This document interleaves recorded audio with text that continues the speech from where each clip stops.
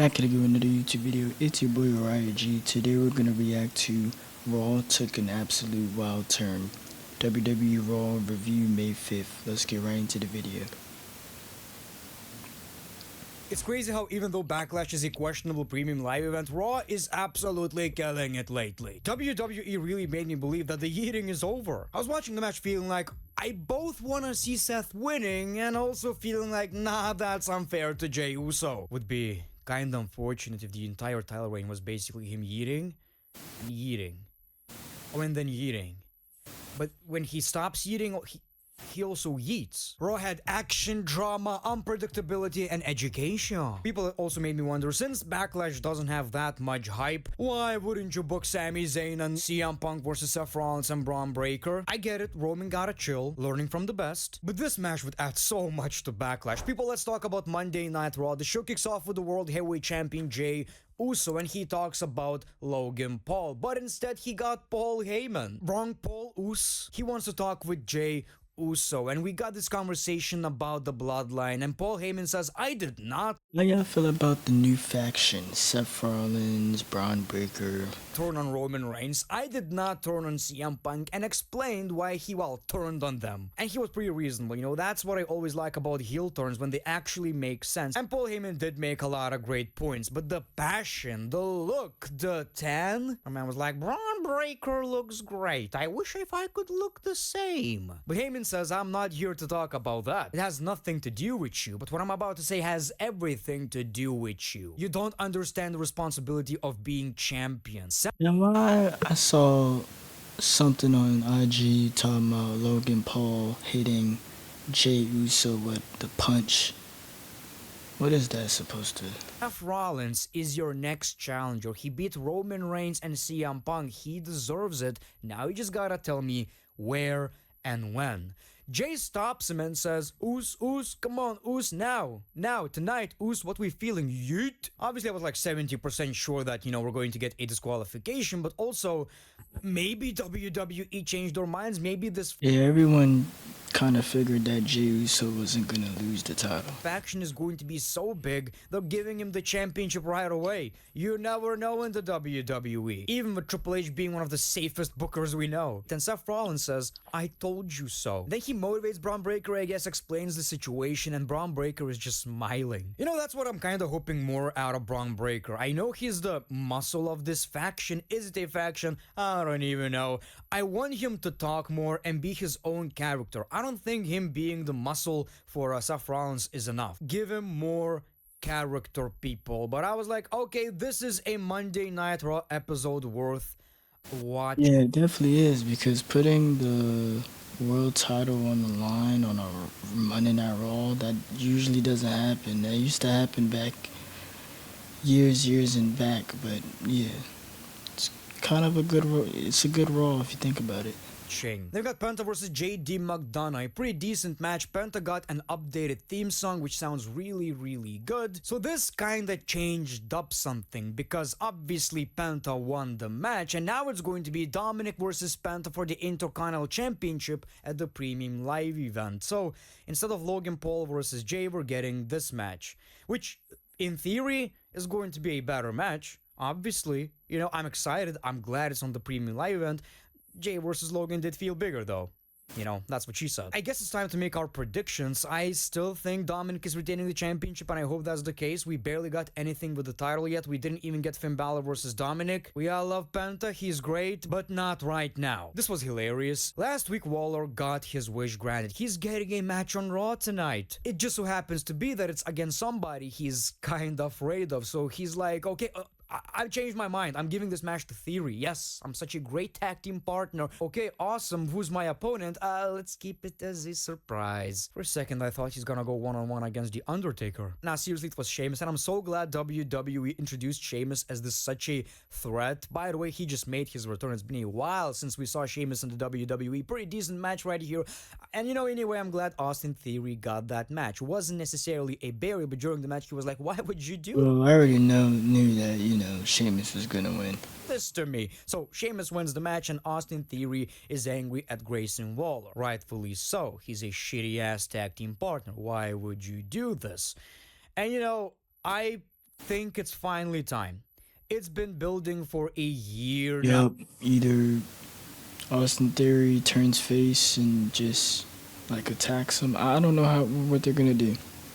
What do you guys think they're gonna do?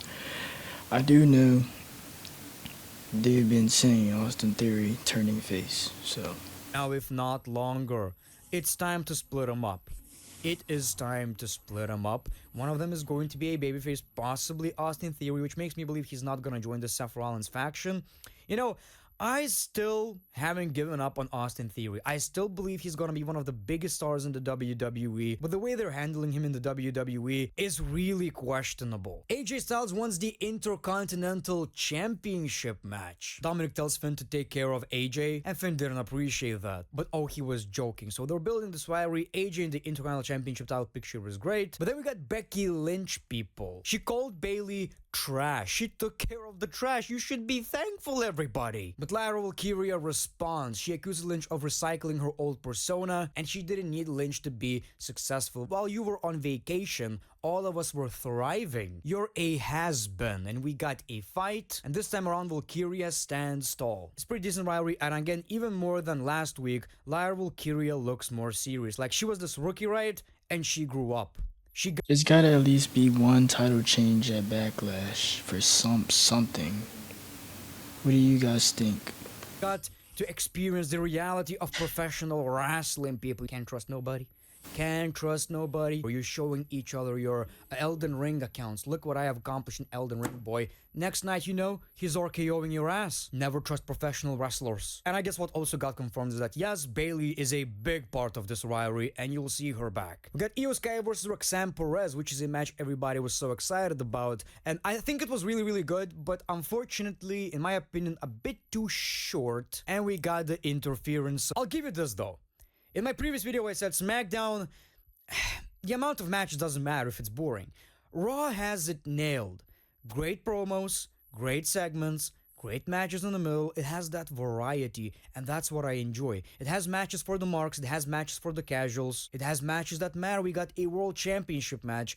This is the formula Yeah, we just gotta take our time with when we view the shows and pay-per-views and everything. We just gotta enjoy the product.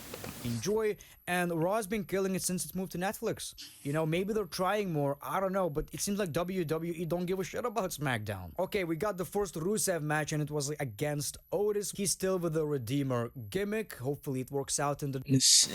Who would ever thought that they would bring Rusev back? WWE. So he beats Otis, and to prove that he's a heel, he beats everybody. If I could give one criticism to WWE, and it goes both to Rusev and Aleister Black, they're not new characters. We know them. Maybe I get it, you reintroduce them in these meaningless feuds, I guess, but like, we know what they're all about. You can already give us rivalries and shit, you know that? I don't know. Alright, advertisement.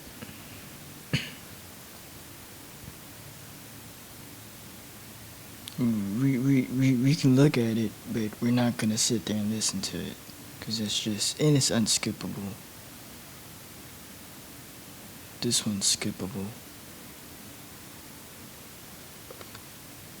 So bored by this formula in professional wrestling when WWE are kinda pushing somebody, but they're feeding them talent that, you know, are gonna lose anyway. You know what I mean? We got the Pat McAfee and Gunter segment, and I'm still excited about this rivalry. Passionate promo by both Pat McAfee, Gunter. McAfee praises Cole, criticizes Gunter for attacking him, talks about his journey and passion for... Pretty sure Gunter's gonna win, but I'll be shocked if Pat McAfee wins. I'm not discrediting him, saying he can't wrestle. He's talented. He has good entrance. He has good charisma. Good in the ring. I don't know too much about his in-ring ability. I mean, he's put on a couple matches. But yeah, let's get back to the video. Wrestling, contrasting it with Gunter's jaded professional attitude. Gunter fires back. It was your daughter's birthday. I don't know why he mentioned that. He promised to be sharp, brutal, and focused at Backlash. Make sure to check out my previous video. Basically, just like I've said, it all depends on the match itself. All the criticism can go away if Gunter is brutal at Backlash. One thing I've also realized, This is a shitty ass. I don't even know if it's a prediction. Goldberg, wasn't that teased? Isn't Gunter going to be Goldberg's final opponent? Aren't we getting Crown Jewel? I'm just. Man, oh man, Goldberg. Well, if Gunther wins this match and Goldberg returns and it's Goldberg's retirement match,